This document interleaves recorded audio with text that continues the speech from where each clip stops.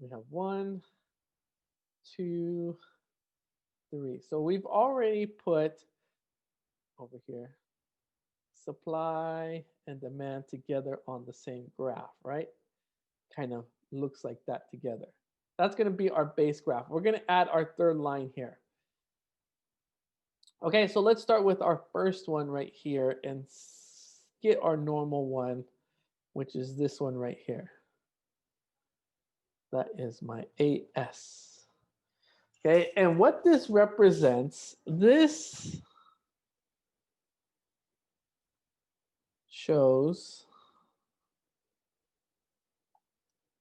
how firms or businesses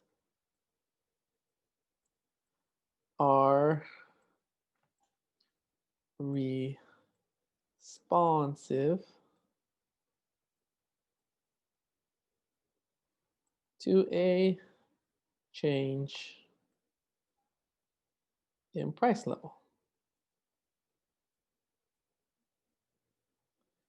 Right? If price levels are low, so that means you're not going to be able to sell prices for a lot, then guess what? Businesses just aren't going to produce that much. But if price level jumps up a lot, okay, what they can sell it for, then there'll be more firms willing to do that. That makes my price level over here. Okay, that's the normal one we're going to use. Now, let's look at some different ones here. We have one that is completely vertical. Close enough. Okay, aggregate supply. And then we have one over here that we will not deal with very much, but I need to address it right now so you know what we're looking at. That's perfectly horizontal. That's my AS as well too. Okay. So let's deal with this one over here. What does this represent when it's completely vertical? This represents full employment. And just like the business cycle where we had that reference line of full employment, that red one, growth trend line actually, okay, that's what this aggregate supply is going to represent as well too. It represents full employment, so that represents also our natural rate of unemployment and 4 to 6% unemployment.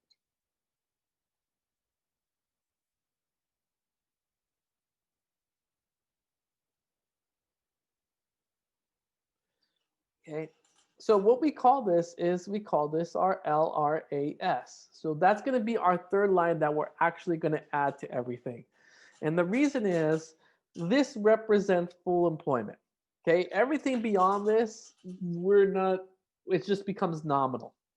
So if we were to highlight it, everything beyond here is just nominal in this particular case. And the reason is we have everybody working at this point right here. Everybody's working. Every single person's working. We're at 46% unemployment. We can't really add anymore. Otherwise, we're forcing people to say they can't leave their jobs anymore. And of course, if the economy is humming, more people want to leave their jobs. Situation's good. Why do I want to stay in this crappy job? I can move to that one over there. Okay. Where people are not likely to move is when the economy is doing bad. Oh man, I'm lucky. I got this job. Why am I going to take a risk to try to move to that job over there? Okay. So everything beyond here becomes nominal. Now, the last one I want to address is this one over here. And we're going to talk about this one, but this doesn't ever end up on an FRQ. And occasionally it might end up as a multiple choice. But again, it's very rare that it actually does. But let's talk about what this one is. And if we go back, we saw this particular line in our video there that Paul Simon was using, right? He called this our long run aggregate supply. And I said, you can ignore that graph. We're not going to use it. We'll use the one that's more similar to ours. Well, what we want to address is why this part right here is horizontal. Why did we get a horizontal line? Okay. And the reason why is Keynes, and he mentioned that in the video, Keynes thinks that there's a point where prices, and this is his actual terms, are what we call sticky. That's what he called actually, prices are sticky. And I'm not going to argue with this idea. It's just we can show that on this graph, but he had it programmed in to show a floor. And I think it's kind of hard to measure a floor, so I like this one better. And College Board uses this one anyways, but we're going to address this idea of prices being sticky. So anytime you see A as completely horizontal, what that's saying is that prices have hit their floor and they can't go beneath that anymore. They're stuck there. Now, this isn't a government putting a floor. This is just a natural state of where we had it. So what does that mean? Um, let's talk about my grandfather for a little bit. Okay, and the reason is I think this is when I was growing up, it was mind blowing to me. And so it's always stuck with me and it relates perfect to this particular situation here. Okay, so in 1956, he bought his house for 13,000. Okay, $13,000. To give you a reference here, in 2020, that same house, because now my parents own it since my grandfather's no longer here, it's about 650. I don't know. We can't really tell until they would sell it, but similar houses in the area have sold for 650,000. So roughly the house is going to be 650,000. Might be more, it might be less, but roughly that's the average, okay? So we went from 1956 to 1920 from $13,000 house to a $650,000 house, which is crazy to think about how much of an increase that is. But, but, let's reference the point that is more important to us. In 2007, okay, his house was worth about $480,000.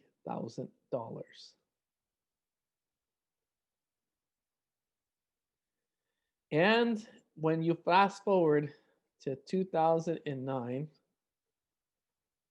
his house changed from 480,000 to $350,000.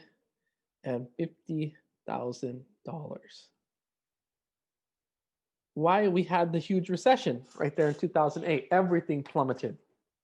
Okay, it was a huge knock in how it actually happened. But take a look. Here's my point. Okay, just to kind of show you what house it is now. This is not important for us at the moment, but it's of course $650,000. So you get roughly the idea of a house we're talking about. It's what, 3 bedrooms, 2 baths. Okay, ranch style kind of a house. So he's got a living room, really huge living room, dining room, and a kitchen.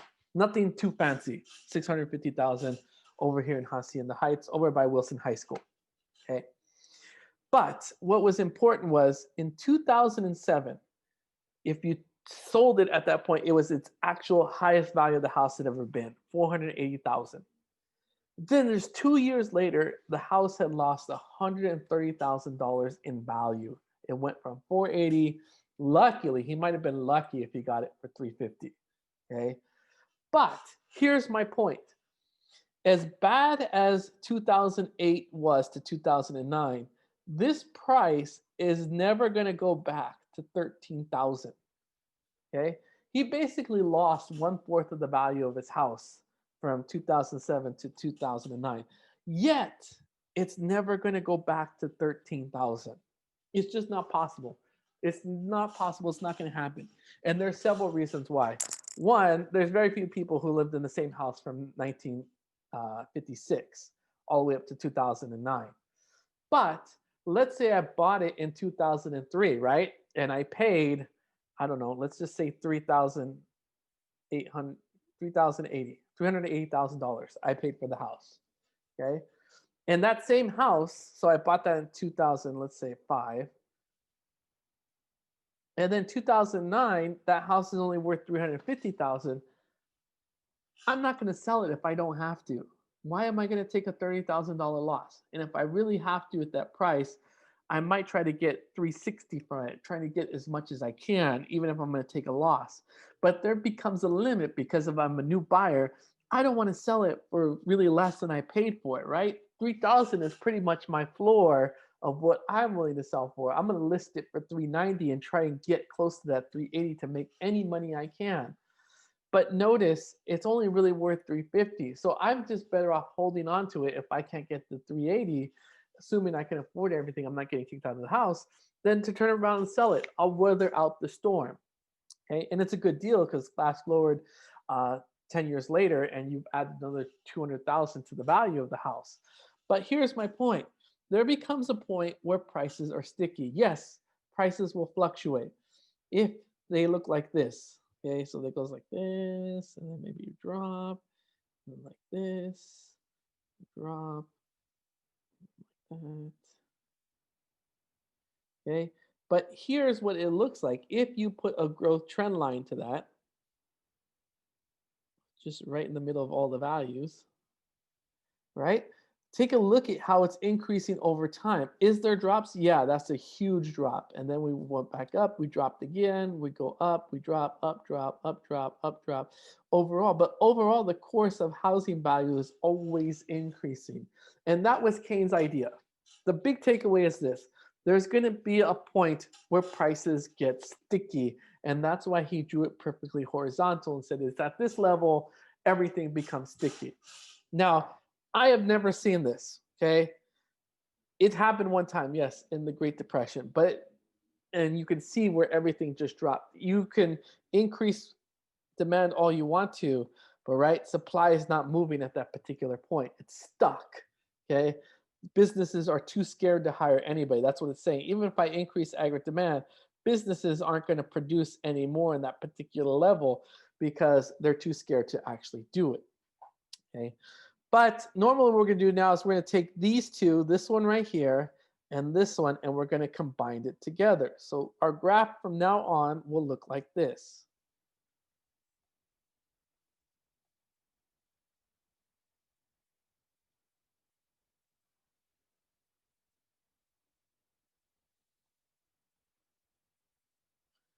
Here's my long run annual supply. And that is our graph.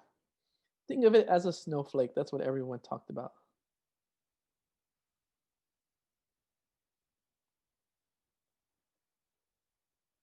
Okay, that was the snowflake graph right there. When you have this graph that looks like this is what we call perfection. Leave it alone. Unfortunately, our politicians cannot leave it alone at this. But when we're here, what this tells me is everything is good. Notice our aggregate demand, this should be AD, aggregate demand and aggregate supply cross right at our long run. That means they're operating at full employment. It means there's no recession, there's no inflation. Everything is looking good at this particular point. Okay, so here's the big takeaway. What you're going to do from here on out is you want to solve every graph in every situation so it looks just like this. You want to fix every situation so when your end result is you get this graph again. Okay, that's what you're aiming for. That graph right there. Okay, and that's pretty much every. There are two problems. Well, you can only have two different situations. You can have it where your AD and AS cross in front of your long run aggregate supply. That represents a recession. Why does it represent a recession? Because this is my actual output right here at Q1, and my full employment output would be here at QY. So this is how much of a recession we're having. You can see how much more we have to go to reach full employment where everybody's working again. Over here, if your aggregate demand and aggregate supply cross beyond your long run aggregate supply, this part represents inflation. This is our inflationary gap right here. Okay. This is our inflationary gap. Now remember, everything beyond the long run aggregate supply represents nominal.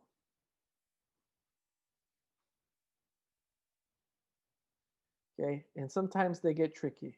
Does your real GDP increase? Yeah, because we left it here, but technically, since full employment's here, this is just a nominal increase. Okay, yeah, GDP is increasing, but it's nominal, not necessarily real as we go through. Okay, and we'll address that. And so what's going to happen is this. Your job is to fix these two graphs so they look like what we said over here, that perfection graph. You need to move some lines so we get everything crossing right back at the long run. We want it to look like that. Okay, so that's the plan. Now, some things to keep in mind to make your life a little bit easier. One, never shift the long run aggregate supply. Don't move it. Don't redraw the line. Don't put the line over here and say, I fixed the problem. Ignore that one. Move it over here and say, I fixed it. Or then you shift it over here because that becomes the tendency to move the long run aggregate supply. I'm going to just shift it to the right. Now we're crossing at equilibrium. Everything's perfect. You cannot do that. Okay? You cannot do that. Don't do it. Don't ever shift long run aggregate supply. Does it shift in real life? Yes, it does. I'm not going to argue that it doesn't. It does. But for our AP test, don't ever shift it. Even for IB test, you should never really shift it. Okay? This will naturally move on its own over a period of time. You, as a government worker, whatever your role is in this case, either president or Congress, you cannot shift the long run aggregate supply. Now, is there some things you can do to actually move it? Technically, yes, but they take so long for it to happen because it's called the long run that you'll probably be out of office. If you're president, definitely for sure. And if you're Congress, you might be out of office anyways by the time you see the effect of that one. So they're never going to use that tool. It just naturally progresses on its own. Why does that move? That would be things like education gets better or technology gets better, which increases our productivity in the long run even further. But again, you don't have control because you look at how long does it take you guys to get through an education? Probably, if you count getting your college degree and getting a master's or a PhD, any of those, you're looking somewhere from 18 all the way up to 23 years. So don't ever move the LRAS. The long run, don't ever move it. Okay. The other thing is this: don't ever move AS. We have our shifters of grip. Okay. They will move AS for us, but as a government, because remember, everything is from the role of the government. You're either the president or you're Congress. Do not move AS. You cannot move AS to solve this problem. You can't just go here and say, I fixed it, or I moved it here. I fixed it. I'm amazing. Okay. You don't get to move AS. So again, we have these two problems here. You're left with two solutions, and that's it. You can move AD. Oh, I kind of screwed that up there. Should be crossing right there. AD, that's your only option, is to increase it here or decrease it right here. Okay, that's how you're going to fix it. You can only move AD to actually fix it. Now, what we do, okay, so that's the overall shift. If you look on that cheat sheet, on the aggregate demand side, notice we drew the line and said fiscal policy. Those are actually the two tools you have to move AD, right? You can change government spending, you can change taxes. You have to change those the right way to move AD in the direction we want, okay? That's the only shift you can make. The second thing is, we don't have it here, but what we'll do is we'll add numbers. You have to change the right amount later on to make it work. You can't just say, I'm going to do an infinite increase in AD, because then you're just going to shoot us way over here out in the infinite. Okay, so you're going to need the correct amount. But for right now, we just need to be able to select the right tool. Okay, so for this one, to increase AD, we would increase government spending, right? And or we can decrease taxes. And opposite over here, we can cut government spending, or we can increase taxes.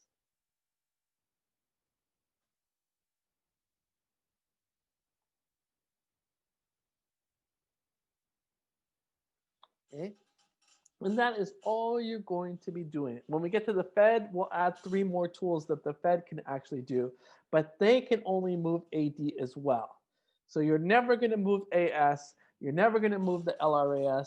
The AS does move on its own, and we'll take a look at some examples of how that works. Okay, if this is AS shifter, shift AS, but you're still not going to shift the long run aggregate supply. All I'm saying is government tools, you can't shift the AS. So if we have recession or inflationary problem, recession on this side, inflation on this one, it is the government's job to fix it with their two tools, but they can only do that by moving AD. Okay. But that doesn't mean AS doesn't shift. But LRAS is never going to shift. Okay, so let's take a look